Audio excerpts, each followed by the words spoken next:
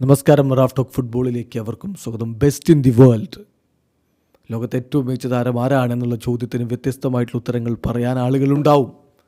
സലയുടെ പേര് പറയുന്നവർ, റാഫീഞ്ഞയുടെ പേര് പറയുന്നവർ, വിനിയുടെ പേര് പറയുന്നവർ, കിലിയൻ എംബാപ്പയുടെ പേര് പറയുന്നവർ, ഏർലിംഗ് ഹാലൻഡിൻ്റെ പേര് പറയുന്നവർ, അങ്ങനെ വ്യത്യസ്ത അഭിപ്രായങ്ങൾ പലർക്കും പങ്കുവെക്കാനുണ്ടാകും. എന്തൊക്കെ പറഞ്ഞാലും ഇപ്പോഴും മെസ്സി തന്നെയാണ് ലോകത്തെ ഏറ്റവും മികച്ച താരം എന്ന് വാദിക്കാനും ആളുണ്ടാവും.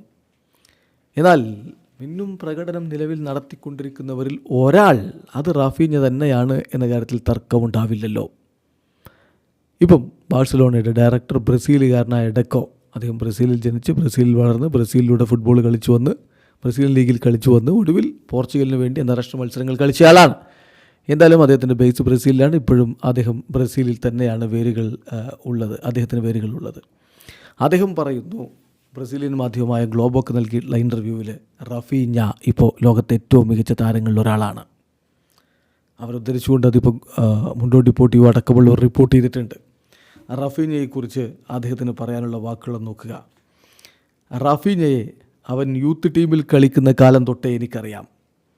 എനിക്കുറപ്പുണ്ടായിരുന്നു അവനൊരു ബ്രില്യൻ ഫ്യൂച്ചർ മുന്നിലുണ്ട് എന്നുള്ളത്. നമ്മളിപ്പോൾ ഈ സീസണിൽ കണ്ടുകൊണ്ടിരിക്കുന്ന റാഫീഞ്ഞയായതാണ്. റാഫീഞ്ഞ അവൻ്റെ യഥാർത്ഥ ഫോമിൽ യഥാർത്ഥ രൂപത്തിൽ കളിച്ചുകൊണ്ടിരിക്കുന്നതാണ് നമ്മളിപ്പോൾ കണ്ടുകൊണ്ടിരിക്കുന്നത്.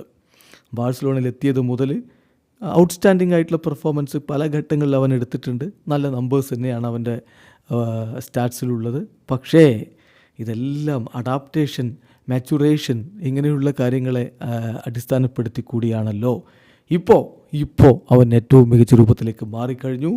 ഇപ്പോൾ അവൻ ലോകത്തെ ഏറ്റവും മികച്ച താരങ്ങളിൽ ഒരാളാണ് എന്നാണ്, താരങ്ങളുടെ ഗണത്തിലാണ് എന്നാണ് ഡെക്കോ പറയുന്നത്. വീഡിയോ അവസാനിക്കുന്ന ഫുട്ബോൾ ലോകത്തെ കൂടുതൽ വിശേഷങ്ങളുമായി റാഫ് ടോക്സ് വീണ്ടും എത്താം.